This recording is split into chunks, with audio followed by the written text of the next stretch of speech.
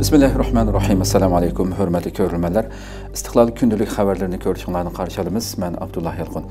Proqramımızda vətənimiz Şərq Türkistan və dünya gün tərtibidəki ən mühim xəbərlərini huzurunuzda sunumuz. Qədəmsiz diqqətinizlər ekranımızda olsun. Xitay aldınqı yıllıq irqi qırğınçılıq siyasətlərini xülasildi. Xitayning Şərq Türkistandagi təşviqat o'rni Tangridağ Do'rining 16 yanvardagi xabarida Xitayning 2024-yillik yo'l qo'ygan atalmish Junxo millati o'rtaq gavdasi engini mustahkamlash terror siyosati xulosalanib va madhiya o'qilib belgilik natijani qo'lga keltirganligi da'vo qilingan.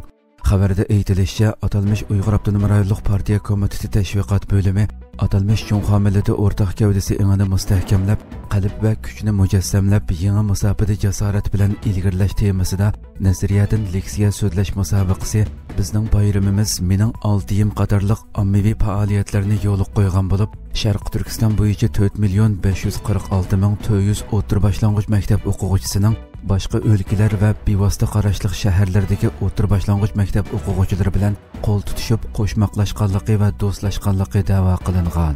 Undan boshqa Xitoy rejimi yana assimilyatsiya siyosatini ijro qilish davomida ulgu ko'rsatish o'rnidan 101 ni Xitoy bo'yicha atalmish Millatlar Ittifoqligi taraqqiyoti tarbiya bazasidan 14 ni ta'sis qilgan.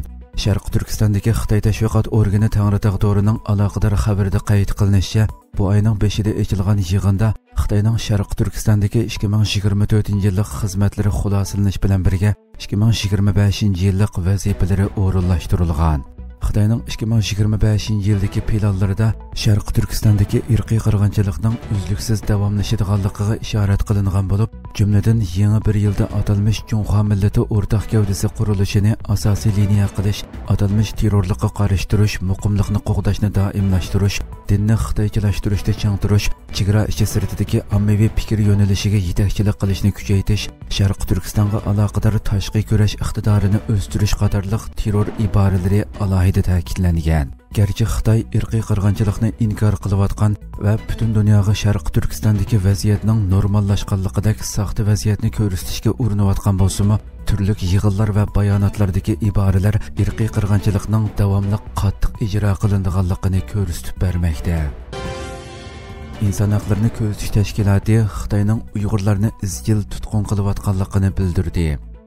İnsan haqlarini ko'zatish tashkilotining 2024-yillik dokladida ko'rsatilishicha, garchi inson haqlari jihatdan Osiyoda ba'zi ijobiy ifodalar ko'rilgan bo'lsa-mu, biroq Xitoydagi inson haqlari vaziyati texmo nacharlashgan bo'lib, Uyg'urlarning izchil tutqun qilinayotganligi ta'kidlangan.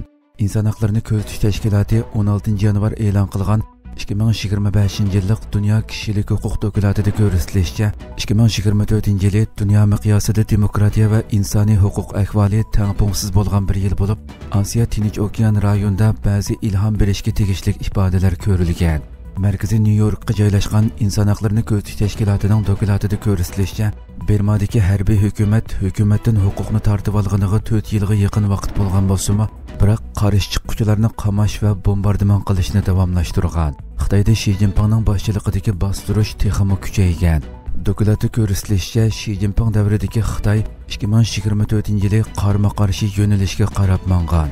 Iqtisodning tuvallashi butun Xitoy miqyosida bostirishning kuchayishiga sabab bo'lgan. 100 minglagan Uyg'urning turmaga tashilishidan tortib, Hong Kongdagi fuqaroviy erkinlikning cheklanishigacha bo'lgan ahvollar buning tipik misoli ekan.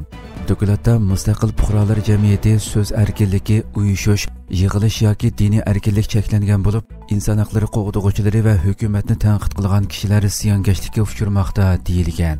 Dokladda ko'rsatilishicha, Xitoy iqtisodining kuchi ojizlashish bilan birga Xi Jinping o'ziga qarshi fikrdagi kishilarga bo'lgan bostirishni kuchaytirgan bo'lib, iqtisodshunoslar, san'atkorlar va jamiyat yetakchilarini xohlagancha qo'lga olish qatorliqlarmi izchil davom qilgan.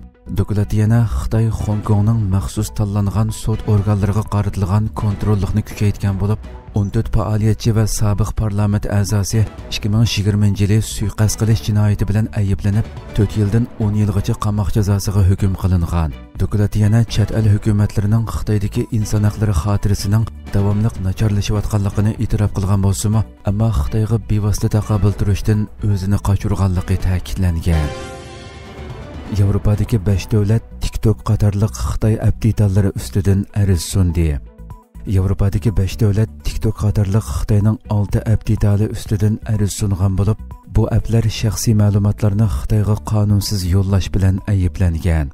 Fransiya Xalqaro radiosining 17 yanvardagi xabarida bildirilishicha, Yevropadagi 5 davlatning ishlatuvchilari TikTok qatorliq Xitoyning 6 app detali ustidan 6 turlik ariz sungan. Bu applar Yevropadagi ishlatuvchilarning ma'lumotlarini Xitoyga qonunsiz yo'llash qilmishi haqida ayblangan. Fransiya axborot agentligining xabarida bildirilishicha, Avstriyaning Viyana shahriga joylashgan hukumatsiz tashkilot Noibning advokati bir bayonotida Yevropaliklarning shaxsiy ma'lumotlarini Xitoyga yo'llash aniqli qonunsizlik.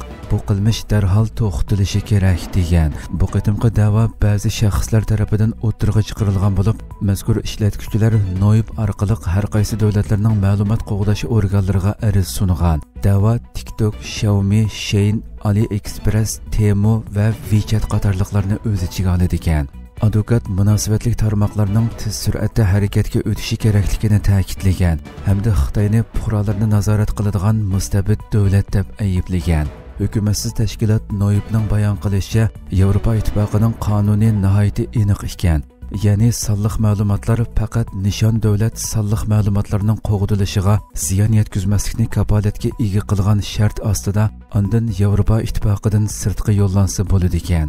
Yevropa ittifoqiga a'zo davlatlar munosabatli kishilarning asosiy huquqlarini qo'g'dash majburiyatiga ega ekan. Navbatda Xitoyning app detallari butun dunyoga tahdid elib kelayotgan bo'lib, sonliq ma'lumotlarni Xitoyga yetkazish, jamoat fikriga ta'sir ko'rsatish, nazorat qilish, majburiy emgakka chetilish qatorliq qilmishlari diqqat nuqtasi bo'lmoqda. Xitoy nupus kriziga qarshi majburiy tug'ut siyosatini yo'lga qo'ydi. Yarim asr rahimsizlarcha planliq tug'ut siyosati ijro qilgan Xitoy rejimi navbatdagi nupus kriziga taqobil turish uchun majburiy tug'ut siyosatini yo'lga qo'ymoqda. Fransiya Xalqaro radiosining 17 yanvar xabar qilishicha, Xitoy rejimi texmi ko'p ayollarni tug'utga rag'batlantirish uchun tug'ut yoshidagi kishilarga har xil besim ishlatishga boshlagan. Xitoy virusi vabosi boshlangandan buyon Xitoy shaharlarining hamma ko'chalaridagi aholi komitetlari va Xitoy kompartiyasining pidoi xizmatchilari nupus ko'paytirish uchun uyma-uy aylanib yurgan. Ular qizil belgi taqib, ayol qizlarning shaxsiy huquqiga daxl qilib, ularni atalmish vatanparvarlik majburiyati deb atalgan tug'ut majburiyatini ado qilishga zo'rlagan. Bu xil majburiy tug'dirish harakati kishilarga Xitoy ilgari majburiy yo'l qo'ygan planliq tug'ut davridagi azobliq tarixni eslatgan. Ba'zi kishilar doirlarning parakandichilik selishiga chidamay, ijtimoiy aloqa suplarida Xitoyning majburiy tug'ut qilmishlari haqida guvohlik bergan. Navbatda Xitoyning yuqori darajalik amaldorlari o'zaro jang holatiga kirgan.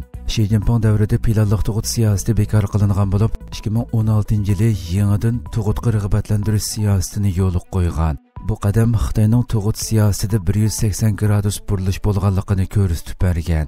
21-asrdagi tug'ilish nisbatining jiddiy tuvallishiga taqobil turish uchun Xitoy rejimi ilgirki yarim asrga yaqin davomlashgan qattiq tug'ut cheklash siyosatini o'zgartirib, oilalarning tanlashiga ta'sir ko'rsatishga uringan. Ammo yuqori darajaliklarning chiqargan buyruqlari yangi bir avlodning noroziligini, hatto g'azabini qo'zg'agan. Bu ahvol yana 21-asrdagi Xitoylar bilan 20-asrdagi Xitoylar o'rtasidagi farqning barg'ansiri kengayotganligini ko'rsatib beradi ekan. Xabarda ko'rsatilishicha, amaliyotda Xitoydagi nupus qayrish krizi xili burunli boshlangan bo'lib, nupusning jiddiy oziyishi xalqaro strategiya belgilovchilarini qattiq andishiga solgan. Nupus masalasi Xitoyning kuchli davlat bo'lish, Xi Jinping va'da qilgan atalmish qayta gullanish tushiga ta'sir qilgan. Isroiliya urush to'xtatish to'g'risidagi bilet tashlashni kechiktirdi. Isroiliyaning urush to'xtatish to'g'risidagi bilet tashlash yig'ini kechiktirilgan bo'lib, tashqi ishlar amaldorlari bu haqdagi tafsilotlarni bartaraf qilmoqda ekan. New York vaqti gazetining 17 yanvar xabar qilishicha, suhbat vakillari Isroiliya bilan Hamas o'rtasidagi urush to'xtatish kelishimining oxirgi talash-tortishlarni hal qilish uchun tirishmoqda ekan. Bu kelishim asirlarni qo'yib berish va G'azzadagi zo'ravonlikni to'xtatishni maqsad qilgan. Bildirilishicha, İsrailiya Ministerlar Kabinetining payshanba kuni bu kelishim haqida ovoz berishi planlangan bo'lsa-mu, biroq suhbat davomlashayotganligi sababidan ovoz berish kechiktirilgan. İsrailiya hukumatidagi qattiq qo'llar bu kelishimga qattiq qarshi chiqqan bo'lib, o'ngchil qanot ministr Itamar Ben-Gavir agar kelishim ma'qullansa iste'fo beradiganligini bildirib tahdid solgan. Kechikish va siyosiy jiddiychilikka qaramay, Amerika tashqi ishlar ministri Antony Blinken urush to'xtatishning planlanganidek yakshanba kuni boshlanishiga bo'lgan ishonchisini bildirgan va suhbatning shartlik bo'lishi mumkinligini ta'kidlagan. Ammo yakshanba kuni yo'l qo'yiladigan urush to'xtatish kelishimi e'lon qilingandan keyinmi Isroiliya urush aeroplanlari G'azza rayonining shimoliy va G'azza shahrini bombardimon qildi. Havo hujumlarida kam deganda 77 falastinlik hayotidan ayrildi. Hurmatli ko'ruvchilarimiz, shuna qilib bugungi xabarlarimiz shu yerda oxirlashdi. Inshaalloh atigi programmamizni ko'rishgacha omon bo'linglar. Assalomu alaykum.